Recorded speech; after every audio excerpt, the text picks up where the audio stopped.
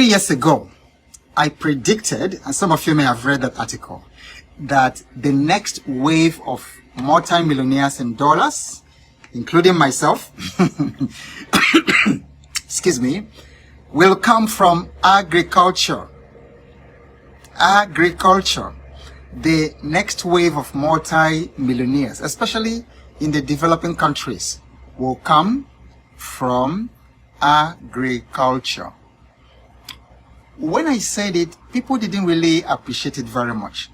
But just this afternoon, my younger brother and I were talking about coconut.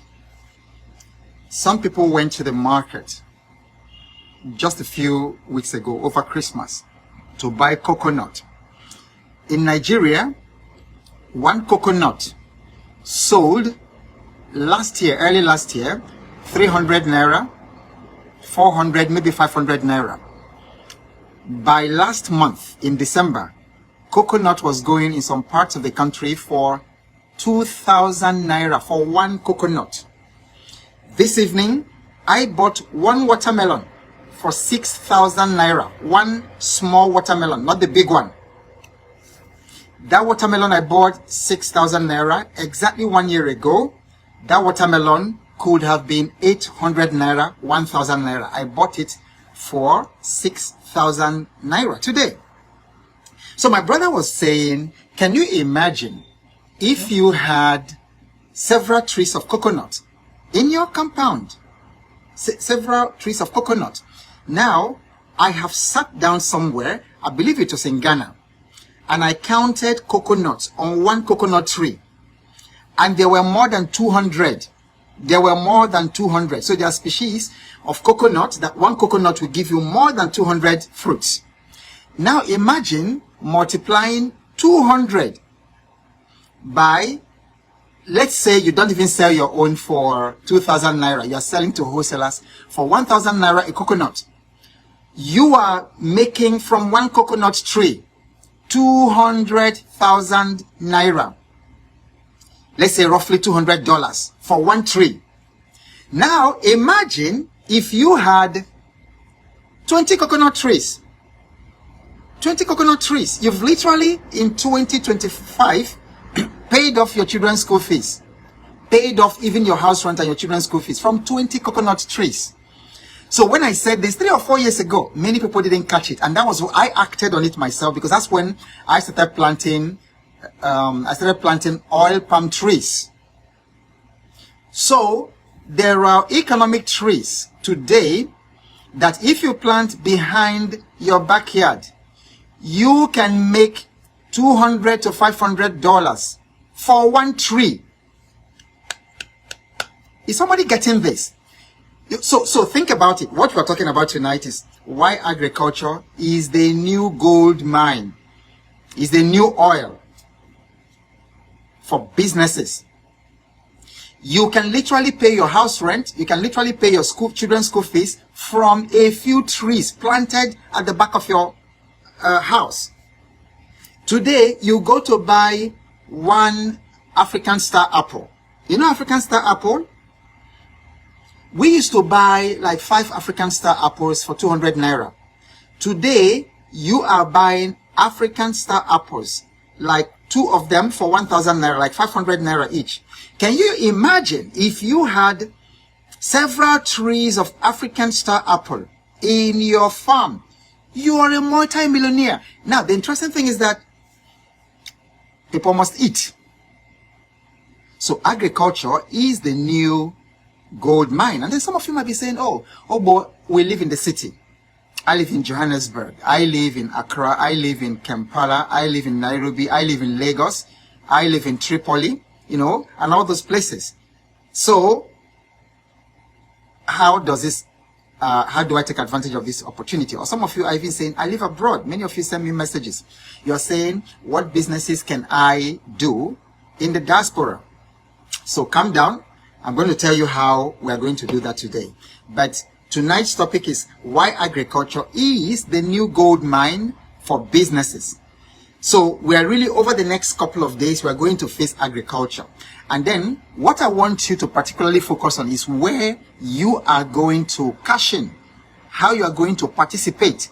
And I'm going to tell you, it doesn't matter whether you live in the urban cities or you live in the rural areas like myself. It doesn't matter.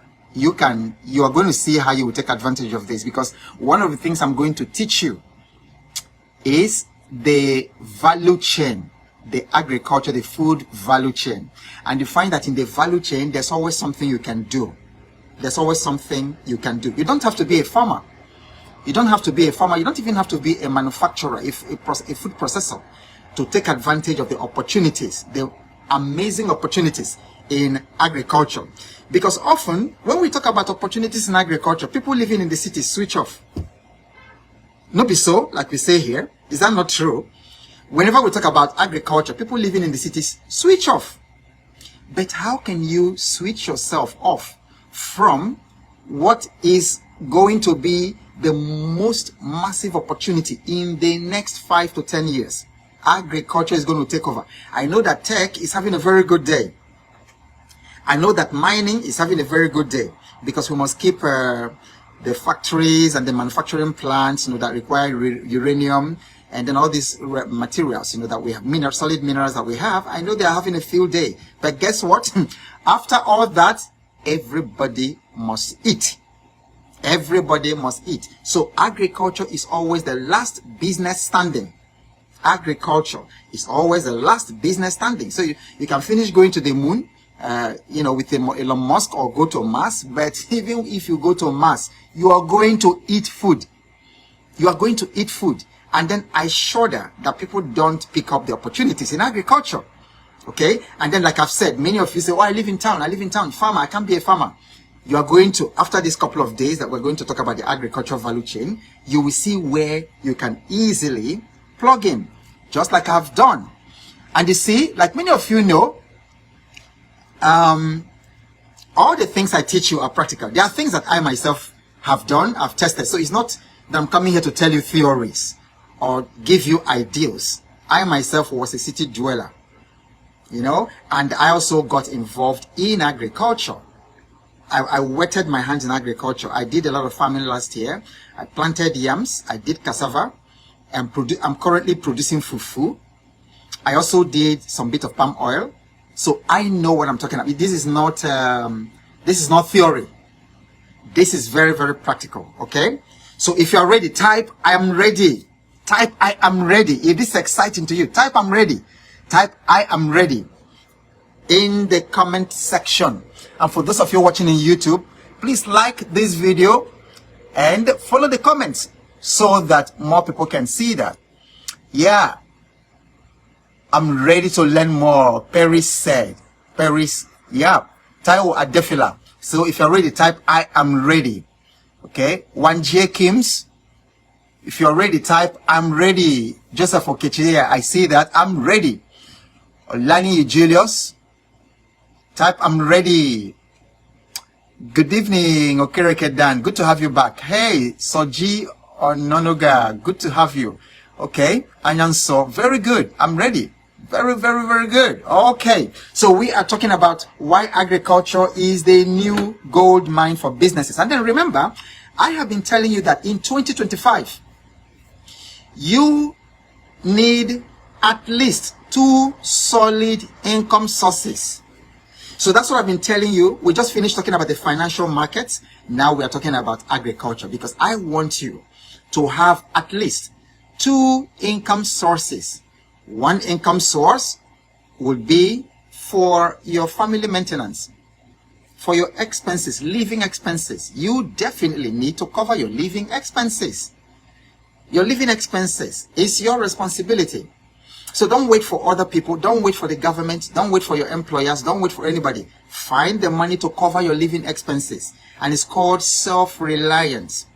It's called self-reliance. And then you need to really become independent as a family to pay for your living expenses, your rent, your food, your transportation, your utilities, and all those things that make, you to be alive. Now, then you need a second source of income, strictly for investing. Remember, 2025 is the year of aggressive saving and investing. Everyone type aggressive saving and investing. Aggressive saving and investing. And I want to make sure that by December 31st, all of you who have been watching and following and taking action, that by December 31st, you are going to be 3 times, 10 times, 20 times, even 50 times and 100 times much better. That by December this year, many of you will be coming into my comment section to say, thank you. I listen to you. Some of you are already doing that. Some of you have started investing in the stock market. You send me DMs. I get those DMs. And you say, thank you. I listen to you and I have started. So bravo. That's what this is about. It's not just talking. It's about taking action. So this is the year of aggressive saving and investing. Aggressive saving and investing. Okay. So why is agriculture the new gold mine? The new multi-millionaire in dollars producers. Okay, so in the first quarter of 2024, Nigeria spent almost $700 million feeding its citizens. We can't even feed ourselves. So I'm building the case of why I believe that this is the next opportunity for becoming millionaires in dollars. That agriculture is the next opportunity. And it does not matter whether you live in the rural area. It doesn't even matter whether you have farmland or not. It doesn't matter whether you live in the city or you live in the rural areas. And that's what I'm going to break down to you and show you how you can participate. Even if you live in the city and even if you are in the diaspora, I'm going to show you a portion of the value chain where you can participate and make money and produce value in the agricultural value chain. Okay, so now in the whole year, Nigeria must have spent about $3 billion. Some people even say $10 billion. We don't have data here, but I just put it conservatively at $3 billion feeding its citizens. And the citizens are still hungry. As I talk to you tonight, at least 70 million Nigerians are going to bed hungry. Let that sink into you. So we can't even feed our people. We can't even produce enough. Some of you here who are into agriculture, you know that the food is not even enough locally. So why is agriculture the new gold? So let me give you a couple of reasons. Okay, so the Africa's population, and then in fact the developing world, not just Africa, is exploding. In fact, they say that by 2050, our population will double. Africa's population will double. We are currently somewhere around 1.3 billion people. All these 1.3 billion people, 1.4 billion people need to eat. And by 2050, we are going to be about 2.6, 2.7 billion people. That is massive. 3 billion people who will eat every day. They will eat breakfast, they will eat lunch, they will eat dinner. That is massive. I don't know if you're getting what I'm talking about. Even right now, the food consumed in your city alone every day. Lagos, for instance, we are told that Lagos, depending on who you are, some people say Lagos has 25 million people, some people say 30 million people. It's possible, but let's say Lagos has 25 million people. I want somebody to pick up your calculator. Okay, pick up your spare phone you are not using. I'll do the same thing. Actually, let me turn on this phone so I can read your comments. Let me turn this on so I can read your comments easily. Okay, so pick up your calculator, someone, and then do this math. Oh, I opened LinkedIn instead of Facebook. Okay, so I need you to do this math. So let's say, for those of you who live in Lagos, because Lagos is quite populous, how much on average is a plate of food in Lagos? Let me just use the most conservative estimate of a plate of lunch in Lagos. So let me use the most conservative estimate. Most conservative, because I don't know where in the world you can find a decent plate of food for 1,000 naira. So 1,000 naira is let's say 65 cents. Actually, let's even say $1. Let's say $1 because of the international audience. So let's say one plate of food is $1, which is not realistic. But so people eat 3 times a day. So let's say $3. $3. So you have 25 million people who eat $3 every day. In fact, even if they don't buy that plate of food, you know, they are buying food and cooking in the house. So let's just use an average that each Lagosian eats $3 a day, which is not realistic. But let's say $3. What is $3 times 25 million? Can somebody do that math mentally? So that's about 25 million. That's about $75 million conservatively spent on food every single day in one city. $75 million. That's very conservative. Very, very conservative. But let's put it like $100 million. So for those of you who live in Lagos, I don't live in Lagos, but those of you who live there, you know, there are all those markets. They slaughter hundreds of cows every day. Every day, not hundreds, thousands of cows are slaughtered in Lagos every day, different parts of Lagos. Thousands of cows are slaughtered every single day. Goats are being slaughtered. Then if you go to Mile 12 and see the quantity of food, yams, vegetables, grains, fish that is bought and consumed in that city every single day, fruits, you know, you will know that Lagos spends up to $100 million on food alone every single day. Every single day, $100 million US on food, one city, every single day. Ladies and gentlemen, how much of the $100 million a day do you capture? Do you know that if you position yourself, that's why if you live in, I teach people to think like an owner, not a consumer. Many of you have been living in Lagos, for instance, and then you are part of this $100 million. It's coming out from you. But you've never positioned yourself like someone who would benefit from this $100 million exchange on food alone every single day. And the way you tap into opportunity is to ask. Some of you are living there, say, I don't have a job, or I don't have someone to employ me, I don't know what to do. But in the food value chain in Lagos of one that is worth $100 million every single day, calculate that by, let's even use a conservative $75 million. Then multiply that by 1 year, 365 days. Somebody can do that math. Use $75 million times 365. Give us the figure. That is what you eat. You and the people living in that community eat every year. And you are saying that there is no opportunity. So agriculture is the gold mine. If you are here today, if you did not eat, all of you here, if anybody did not eat here, is because you didn't want to eat. It's because you're fasting. So let me ask a question. If you ate anything today, if you ate food today, fruit or vegetable, food, apple, fufu, grains, beans, lettuce, chicken, goat. If you ate food today, all of you here, I need you to answer me in the comment section. If you ate today, type in the comment section, I ate food. Just type it, I ate. Just type, I ate. I ate today. Let's make it 3 words. I ate today. So let me give you 5 seconds, everyone, to do that.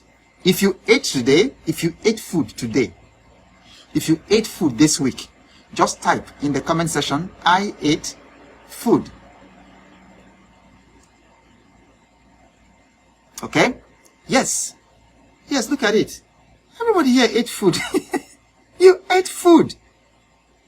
Meaning that somebody made money. It means that somebody made money. Because you bought the food. So somebody made the money. Yep. Look at it. Just look at the comment section. I ate food. I ate food. I ate food. I ate food. Okay. Now, let me ask you a follow-up question. Just give an estimate in dollars, okay? Because I know you can come from different countries, so that we can have some basis. Just give me an estimate in dollars. What the food you ate today cost. Just an estimate. Don't overthink it. Just how much did it cost today? Was it $1, $3, $10? $40. So don't even talk about some of you joining us from the US, because you can't find $1 food anywhere. You can't even find $3 food anywhere. In those days, in the late 90s, early 2000s, when I go to my conferences in San Diego in California, I could get Chinese buffet. No, it wasn't $3. I could eat something. I can find something for $3. I could then find something for $3. 2001, 2002 in San Diego. But then the buffet used to be somewhere around $6, 5 something or $6, somewhere around $6. In those days, I don't know whether you can still find food anywhere in America like you call food. Like you go to a proper restaurant to dine. I don't know where you can find food for $2 or $5. So you're dining, you're spending at least $30, $40, sometimes $50.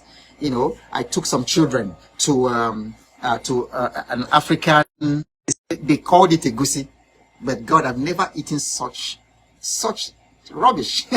And we drove for almost an hour to that restaurant, which was an African restaurant.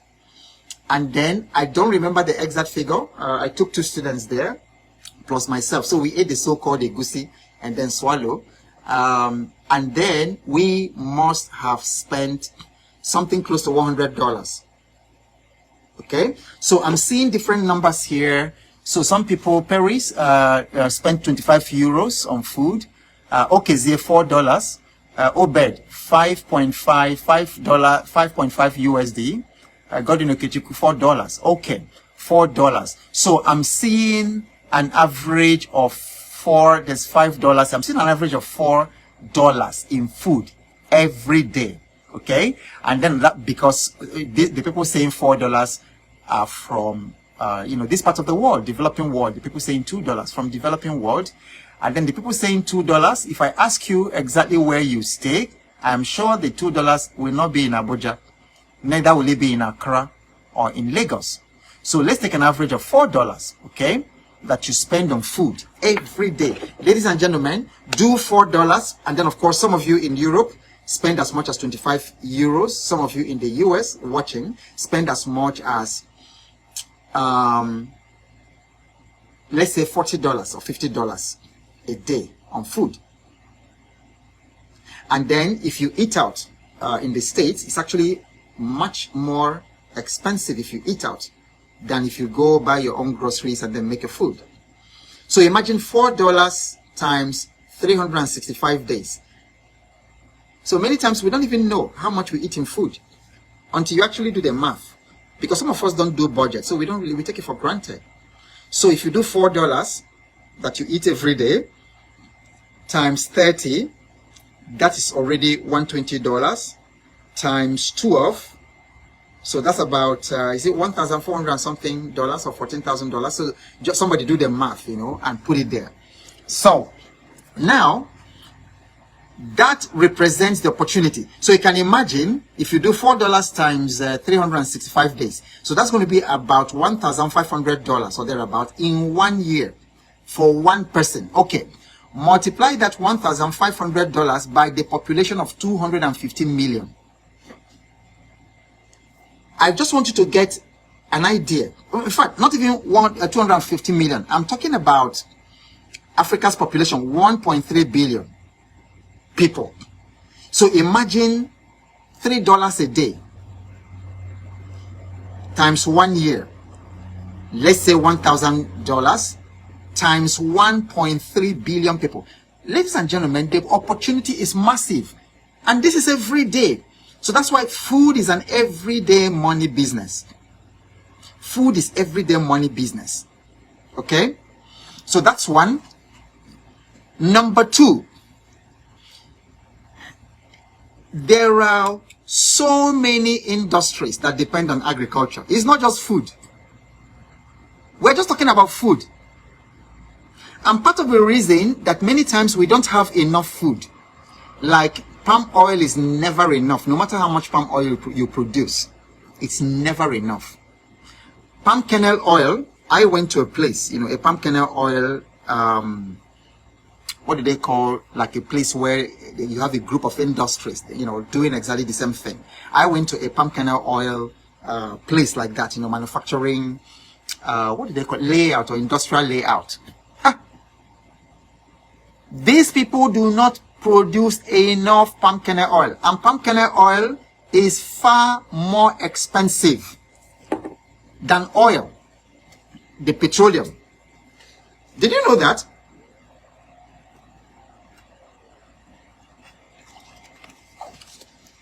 And part of the reason that palm kernel oil is never enough is because the off-takers, the people who use it as inputs for their manufacturing, for their production, they are so many, they are much more in number than the people who eat it. Same thing with palm oil. So it's not just that agriculture is producing food you eat, it's also producing raw materials for industry. So it's massive. Massive. Please, anytime if you get what I'm talking about, just put fire. Anytime you think you're catching the fire, the sort of thing, what I'm talking about, please put fire. Put fire there. Because I'm not just talking about you taking advantage of massive business opportunity in agriculture. I'm also talking about all of us becoming, our countries becoming food sufficient. We are not food sufficient in Africa. And if you don't have food, you can't even start talking about innovation. You can't even start talking about going to the moon. People who have not eaten food, they're talking about going to the moon. Anytime something I say hits you, please put fire on the emoji, okay? Put fire in the comment section. So I want to see how that is connecting with you. So we are answering the question, why is agriculture like the next oil industry? And we have said, because the populations are massive and they need to be fed. People feed every day. You eat every day. 1.3 billion people in Africa eat every day. 8 billion people around the world eat every day. No matter how poor people are, they eat. Okay? They eat. And then secondly, I'm saying that it's not just that agriculture produces food we eat. Agriculture produces the raw materials for so many industries. Let me give you examples. 9 examples of opportunities. And the reason I'm sharing this is I want you to see that you can participate. Don't say I'm living in the city. See, if there's nothing you catch today from this, because we are going to continue this conversation tomorrow, I want you to catch that. Don't give yourself excuse that you are living in the city. Don't say I'm living in the city. I'm in the urban. Because I'm going to show you how you are going to participate. You're living in the city. Aren't you eating food? Don't people in the city eat food? If people in the city eat food, then it means that there's opportunity in agriculture in the city. Then, these are the 9 industries that uptake agricultural raw materials. So it's not just that your market involves people who eat. Your market also involves the industries that need raw materials, agricultural raw materials. And these industries usually compete with the people who are eating. Sometimes it is the industries that drive up the price of agricultural food. Did you know that? Did you know that?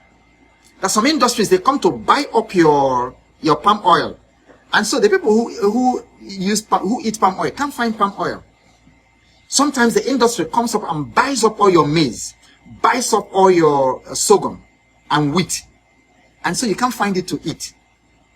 So some examples include, number 1, the pharmaceutical industry. So they use medicinal plants. So sometimes some of you are looking for scent leaf. You're looking for bitter cola. Like I showed you bitter cola. You're looking for garlic. You're looking for turmeric. You're looking for... And you can't find it. Ladies and gentlemen, have you noticed how expensive garlic has gone in the past couple of months?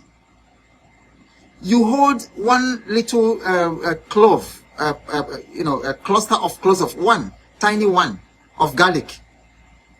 And then they will tell you how many dollars. Why? Because these industries are buying it up. And the export market is large, very large. You can't even satisfy the export market. Because of it, you can't find enough to buy as a consumer. So the opportunity is massive. Did you know there's no amount of garlic? You know, for those of you in northern Nigeria, where garlic is planted, I think in Chad, that whole belt, Togo and all that. For those of you, I dare you, there is no amount of garlic or onions or turmeric that you produce today, and those of you in Jos, and there is no amount of garlic you produce today, or turmeric or ginger, talk about ginger, that you produce today. If you have the market today, and people hear about it from China, from Europe, from wherever, it's gone. It's gone. They lick it up. Same thing is happening with cocoa. Same thing is happening with cocoa. If you understand what I'm talking about, you know, just put some fire. Let people understand. Let people, you know, feel it. I didn't just sit in the business school classroom. I have been traveling. I bought a truck so that I'll go to this. So I've been going, and my eyes have been open to what is going on. No matter the amount of cassava you produce, you can never produce enough, because pharmaceutical industries are using it. Okay, so it's never enough. So they use medicinal plants, they use herbs, they use essential oils, they use starch, they use natural sweeteners. Okay, so that is pharmaceutical industry. It's massive. I can't tell you the size of the market of pharmaceutical industries wanting the raw materials, the agro raw materials that you produce. So your market is huge. You can never lose becoming involved in agriculture. Number two, the beverage industry. The beverage industry consumes agro products. You know, in Ghana, some of you in Ghana, please remind me, there's this popular, oh, it's just dancing in my ears. It's a popular fruit juice. They hawk it along the Liberation Street in Accra. They hawk it in different places. You know, the famous, they have mango, they have pineapple, they have all these juices. And their own is a farm to juice thing. I remember the year I was in Ghana, those guys made 100 million euros in revenue from Ghana, because they have mango plantations in Ghana, and then they harvest all that mango, they turn it into mango juice. Very fantastic, really good, very, very good. So their policy is that within 24 hours the thing should come from the farm and then to your table. I'm trying to remember their name. It's very popular, you know, in Ghana. So they make fruit juices. So the mangoes that you should be buying, the beverage industry buys it up. So instead of you're buying your mango for 5 cedis, you're buying it for 30 cedis. Why? Because you are competing with that. And then for you, if you're involved in farming, that is a lot of money for you. Okay, so they use it to make, the beverage industry uses fruits, grains, they use coffee, they use cocoa, they use sugarcane, they use tea leaves, and they use it to make juices, sodas, alcoholic beverages. They use it to make coffee and tea, you know, for you people who live in the city, who can have these things raw, like myself. Okay, so now that's the second industry. The third industry that uses agricultural products very, very well are the cosmetics and beauty industry. That is industry number 3. These are a huge multi-billion-dollar industry that consume agricultural raw materials. And you say you don't want to get involved? You say you don't want to get involved. You know, you just want to stay in the city and work for that $65 a month job, which is 100,000 naira.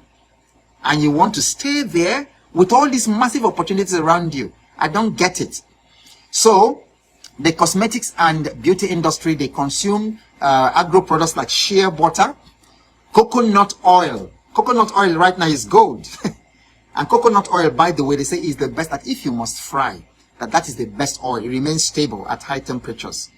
Okay, so coconut oil is massively expensive. And then, like I'm saying, you see, you are living in the city, but did you know you can make coconut oil in the city? I'm just saying that there's no excuse, no more excuse. I live in the city, so I can participate in agriculture. You can, yes, you can. You can make coconut oil at the back of your house, in Accra, in Lusaka, in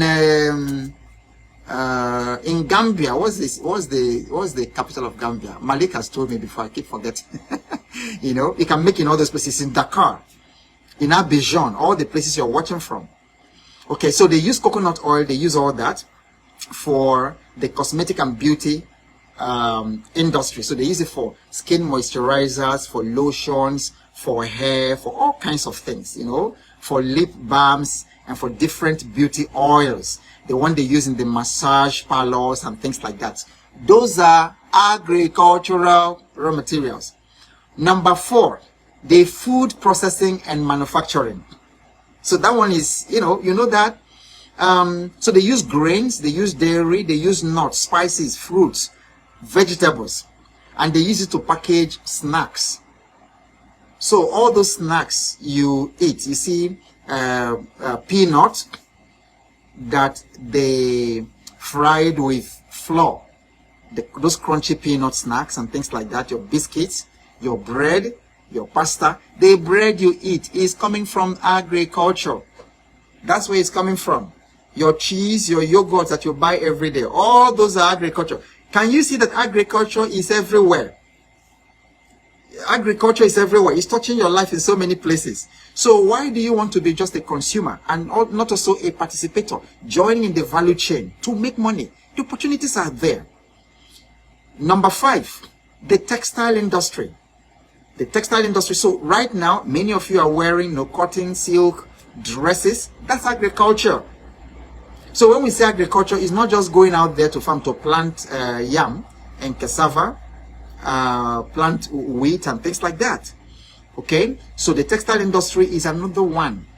They use that for making clothes and fabrics, and in fact, they use it to make plant-based dyes for fashion.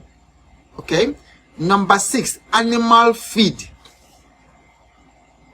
Let me tell you something about animal feed. You can actually compound animal feed in your city, in the urban area. And one thing about animal feed is you can never have enough. You never produce enough. If you finish producing today, you see, whether you're making something for pig farmers. Did you know pig farmers buy palm kernel cakes? You know, so when you finish making the palm kernel oil, you extract the palm kernel oil. So that residue is called palm kernel cake. I've researched all these things for you. If you have 1 million tons of palm kernel cake right now, anywhere in Africa, if you have 1 million tons of palm kernel cake and somebody hears about it, I dare you, within 24 hours, somebody has picked it. They would even come there with their own logistics to pick it up. I've seen this with my eyes. It's amazing what I've uncovered, you know, in agricultural value chain. So, if one even says, okay, all I want to focus on is palm kernel oil, or all I want to do is animal feed, that is huge. Poultry farmers, pig farmers, what are these? What's the other one? Fish farmers. Everybody is scrambling, looking for animal feeds. Okay, so those ones use agricultural products. They use things like corn, they use soybeans, they use cassava, they use byproducts of grains to make feed for poultry, for livestock and fish farming. Number 7, I hope you're making a list of this. And of course, you can always go back to this video and watch it. And you can always go back. You can always go to my YouTube channel. I think some of you are not connected to me on YouTube yet. So let me take a moment and put it for you in the comment section. Okay, so I would like you to subscribe there, because if you miss any of the days, and then if you had missed the earlier days of this 1000 days, you can always go to YouTube and watch the replay. Because sometimes, you know, you need to watch these things a couple more times for it to stick. So I just put the link to my YouTube. All you need to do, even right now, if you take like a few seconds, if you click on that link, it will take you straight to my YouTube. Now, usually after every evening, the next morning, you will get this replay on YouTube. You will get this replay on YouTube. So you need to go back, make notes. Sometimes you see, when you watch it a second time, a third time, you hear and get some things which you didn't hear when you were listening to it live. Does that make sense to you? Does that make sense? So subscribe. Take a moment, just click on that link and then subscribe right now. And this particular series, from tomorrow morning, you will see it there. So you can always review that again. Because the reason I'm structuring it this way is so that you can implement. You will not just hear theories. You see, I'm sure that from all that I've told you in the past 40 minutes, that some of you, that you're already getting an idea. If you have gotten an idea, if you have gotten a business idea, many people come to me, oh, what business can I do with 20 million? What business can I do with so? Now, if you have gotten an idea since I started speaking, just say so. Say so in the comment section. Just if you have gotten an idea of something that you can do. That's the whole essence of this. Okay, that's why I'm doing this. And by the way, if you haven't shared this, please pause what you're doing right now and click the share button. That share button is that arrow that is pointing to the that's pointing to the right. So just click on it and then say tonight's topic is, so say something like, listen to this to become an agro multi-millionaire. Listen to this to become an agro multi-millionaire. Okay, so just type it with that caption, and when you have shared, come back to the comment section and say shared.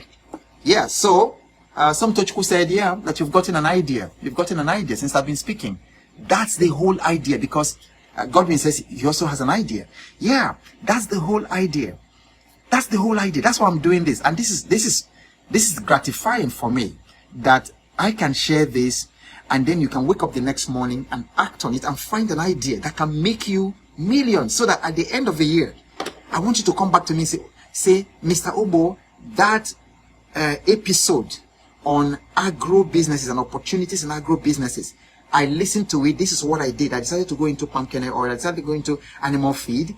And I tell you, I started the year with only 2 million. Today, as I talk to you, Mr. Obo, I have grown this business to 200 million. Goodness gracious me. I'm going to invite you for Christmas. That's what I want to hear. Okay? Fantastic. Okay, fantastic. So King Bucci said, I have gotten an idea from your actionable steps you have taken, like selling palm oil. Fantastic. It's a sort of inspiration to me. Very, very good. Okay. Okay. So we are talking about the industries that uptake farm materials, agro materials. So the number 7 is renewable energy industry. Did you know that the energy industry uses biomass, they use sugarcane, they use maize, they use palm oil, to produce biofuels such as ethanol and biodiesel? Did you know that they also use organic waste for biogas? There is a documentary I watched a couple of years ago, I think somewhere in Kenya. And then those of you in Kenya, if you know about it, let me know. I think they convert human waste or something like that to electricity.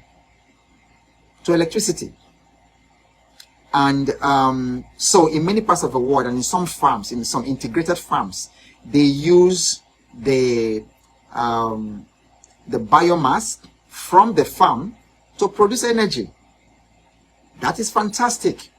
So there are opportunities. Never you again. Never let it come out of your mouth to say that you don't have opportunities. After listening to this, never say you don't. Never say after listening to this. Don't say that there are no opportunities to create wealth, to solve problems, to help people, and to create wealth. There are opportunities. Number 8, the paper and packaging industry. So bamboo, wood pulp, starch, these are agro products. So many times it's not just that you're going into production to give people food. Do you know there are people who produce specific, not for you to eat. They produce for these industries. I didn't know how expensive bamboo has become until this year. I needed to do my barn. So the traditional barn that we used to store yams.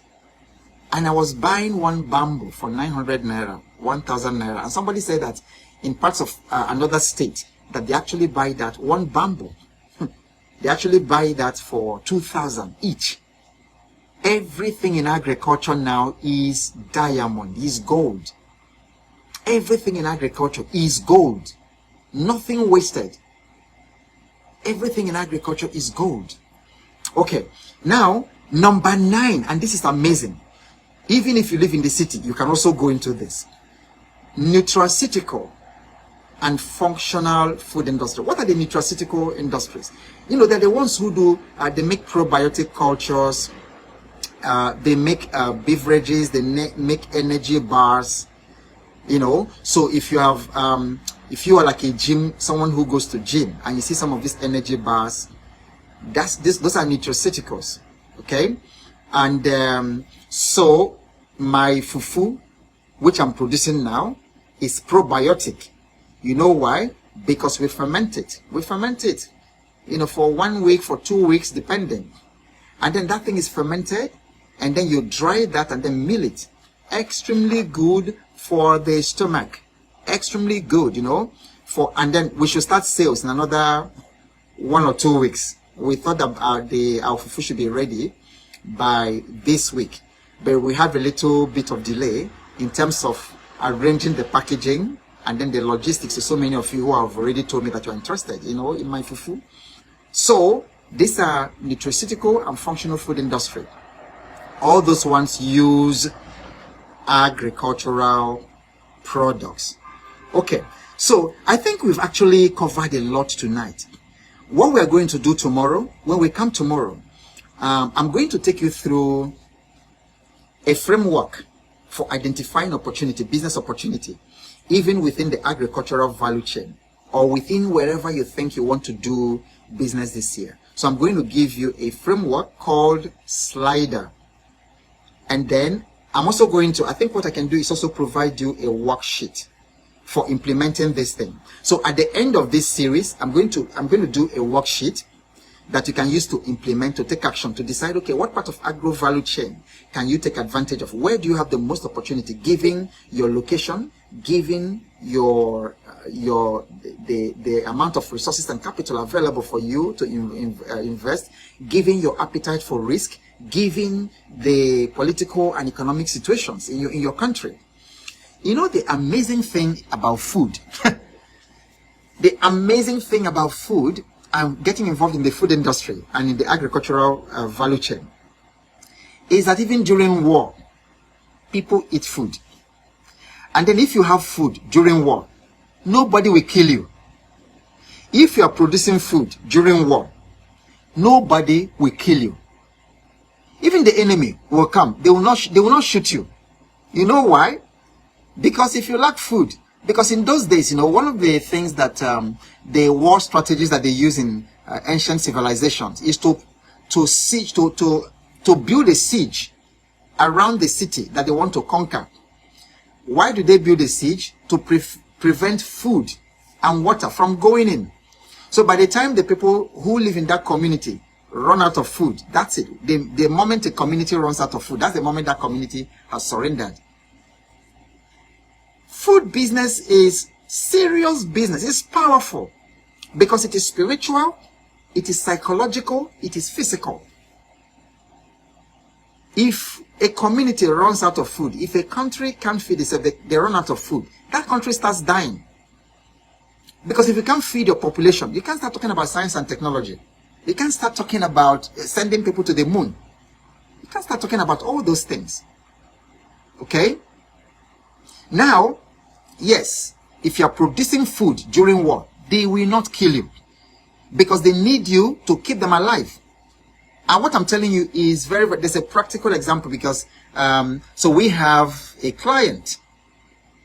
I don't want to mention the country, but we have a client, you know, a West African country here.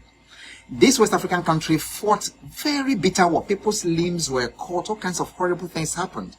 So we have this client who, they have a chain of businesses in that country. And one of their businesses is a bakery. So this guy told me that during the period of war, there were all kinds of opposing sides and bitter enemies, different sides. He said that their bakery remained open for all those 10 years of war. Their bakery remained open. Nobody attacked their bakery. And he said that every day they will go to do delivery. They will go to one opposing side. They will open the road for them to go supply bread. Then they will go to the opposite camp of the enemy. They will also open for them. They were selling to all the enemies. Nobody killed them.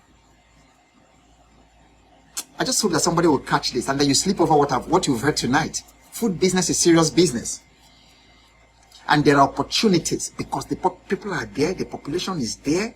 Things are even easier now because of technology and logistics. Things are even easier to do right now than it was 10 years, 20, 30, 50 years ago. Okay? So, this is where we are going to end tonight's conversation. Tomorrow, we will start with, I will give you the slider framework for identifying opportunities so that you can narrow down of what this is I'm talking about, where exactly, can you pitch in 2025 and beyond. Your money is waiting for you there. But you see, opportunity blindness is what is keeping us from seeing the provision that God has already made for us. And then often we are looking for opportunities in the moon when there are opportunities right there under our feet. Okay, so as usual, everyone type in the comment section. Let me know what was your aha moment tonight. Okay, so it's our tradition. What was your aha moment today? Do me a favor, type your aha moment in the comment section, and I'm going to read a couple of them. And then actually that also helps me to know what other conversations that we can add tomorrow. And while you are writing your aha moment, I want to remind you about the early bird registration for the Financial Fitness Challenge, which is coming up 18th to 21st of February. 18th to 21st of February, 4-day income acceleration program. With me. That is your only opportunity to have me one-on-one, because consulting me one-on-one, like many of you are sending me, I can't reach everybody. I have at least 300,000 people combined following me in different social media platforms. I can't mentor everybody one-on-one. But the Financial Fitness Challenge is an opportunity. Imagine what you're getting for free every night. Then imagine being in one room, in Zoom, because it's virtual, it's not physical. In Zoom with me every single day for 4 days, listening to you, answering your questions, and also being in the room with people, of like mind, because not everybody understands why they should pay 120,000 naira for a mentorship program. Therefore, the people who do that are people who think differently. So you're in the room with the same. So we've had one of the cohorts, we had all kinds of people. We had medical doctors, we had people from America, from Sweden, from Denmark, different places. We had engineers, we had one chartered accountant, who was there. We had business owners. So because you can't, at a certain level, you can't create wealth alone. You need other people. You can't create wealth alone. So you don't join the Financial Fitness Challenge just to come and learn, but also to meet other people, because you never know who you can meet. And it will change your life, and it will change your business, and it will change your income. So as soon as you are done now, register. I'm going to put the details in the comment right now. The process is very simple. There's early bird now. To participate is 120,000 naira or $120. The early bird, which is currently happening, is 100,000 naira. You can pay today. The process is you pay into the account that I'm going to give you. Then you send evidence of your payment to a WhatsApp number I'm going to give you. And then number 3, we will send you the joining instruction, how you are going to join the group. We are already starting, because when you join the group, you automatically receive bonuses. You receive the bonus, the book I wrote about the stock, investing and earning money in the stock market. You receive it automatically. It's 10,000 naira. So you receive that automatically. You receive my financial freedom books, which if you go to seller, you'll find for like 6,000, 10,000. You receive all those for free to start with.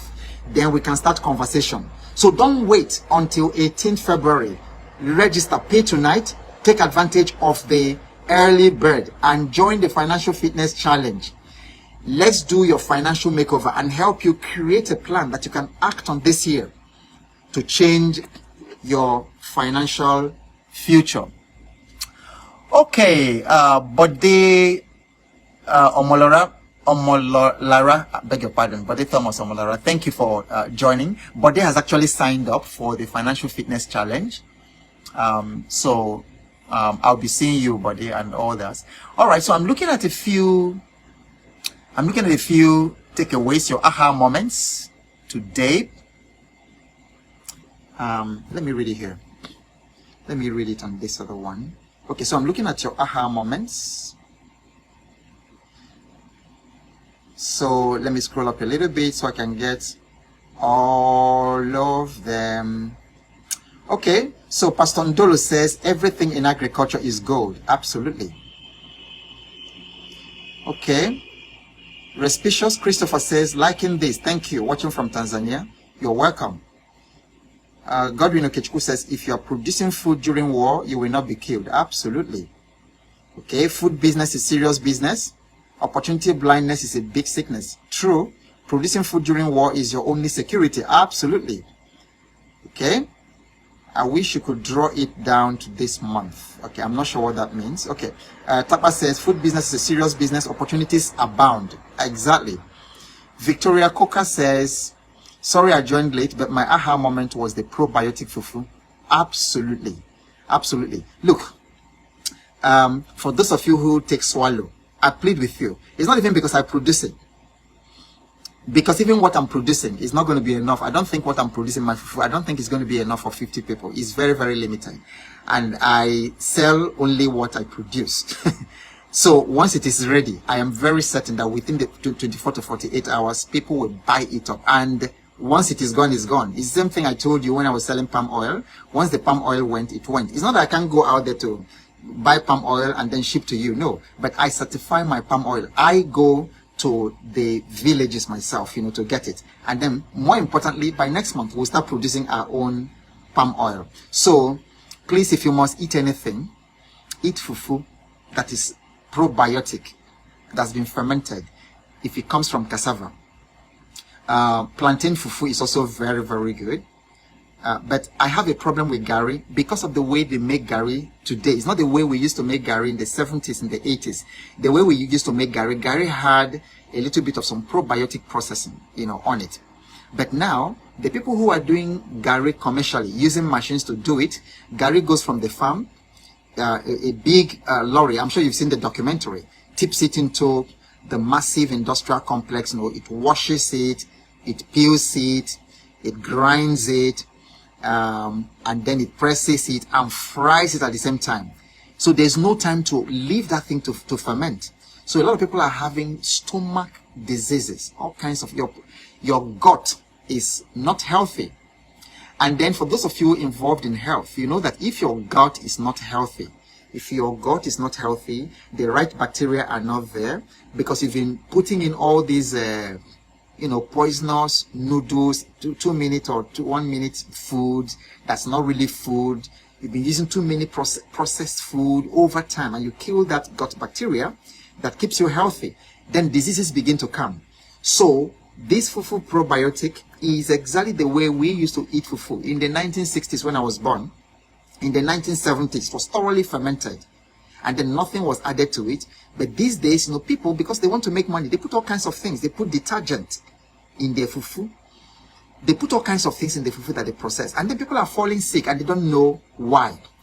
So I have found a niche for myself in this agricultural thing that we're talking about. And then my niche are people who are tired of poisoned food, who are not sure about how the food that they're feeding their family was processed.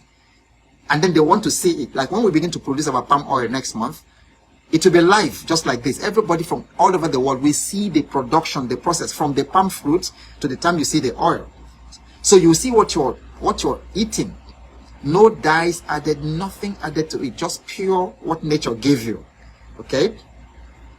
So that's for Victoria Coker. Danny Morris says, I haven't thought about feeding people during war. Number 2, coconut oil processing. And then number 3, livestock feed production. Fantastic. Okay, Obed Ogama says, please, concerning the books you're talking about, how can I get a hard copy of it? Okay, we can work that out. But you know you're not in Nigeria. I'm not sure you can get it. We have some of that. Some of them. We have some of them. Many of my books are out of print, because I think the cost of printing right now has like 10x or 20x to what it was when I made the copy. And then when you print it right now at that quality, so sometimes I wonder if it's not going to be too expensive for people, you know, to buy a book that initially sold for 6,000 naira. Now, if we print today at the rate of today, I used to print my books in China. I printed it in dollars.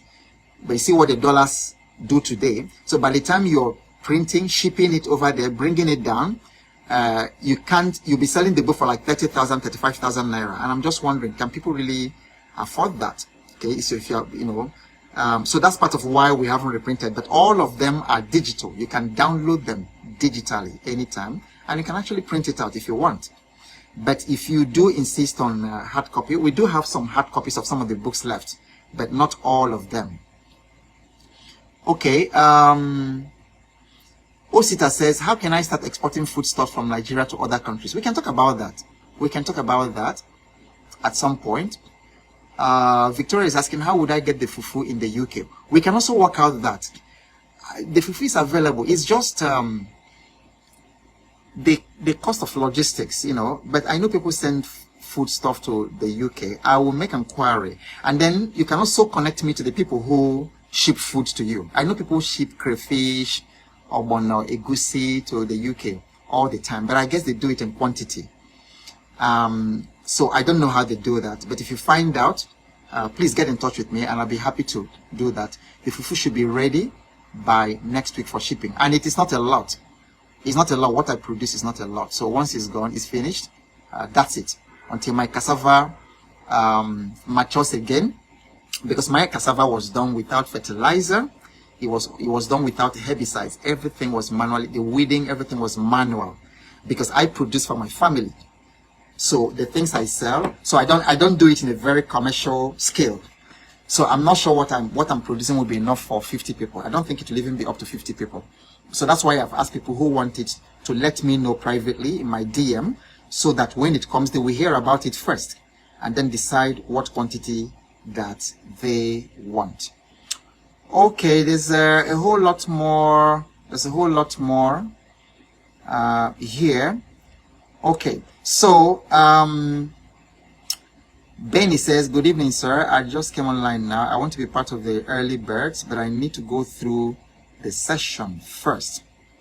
Okay, let me know what you mean by you need to go through the session first. Okay. Okay, so I'm going to put the, now that you've reminded me, Benny, I'm going to put the enrollment details right now. I think I should find it somewhere here. I'm going to put the enrollment details somewhere here. Can't seem to see that. I can't seem to see that right now. Okay, so I'm going to post it right under the comment of this live session, so you can take advantage of that. Okay. All right. So thank you all for spending this time with me. We are going to continue with this conversation exactly the same time tomorrow. These live sessions will hold for 1,000 days. I committed to 1,000 days. That means that we will do this until August of 2027. 2027. So we're just beginning.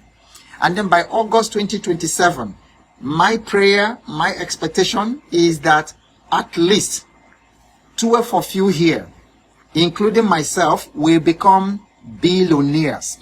And that as billionaires, we can join our hands to do projects in Africa, to lift people out of poverty, to help people to come out of sickness, to bring education to the youth, to set up innovation centers. These are the kind of things that I would like to do with fellow billionaires. So that's my expectation, and I hope that you are going to be one of those people that by August 2027, as you practice the things I tell you every day, we hold this every day. The only day it will not hold, any day it will not hold, I will tell you ahead of time. But just be rest assured, 8 p.m. every day, be here, and I'll be here waiting for you. So whatever happens, keep showing up, because you have no idea what's coming your way next. And I'll see you tomorrow.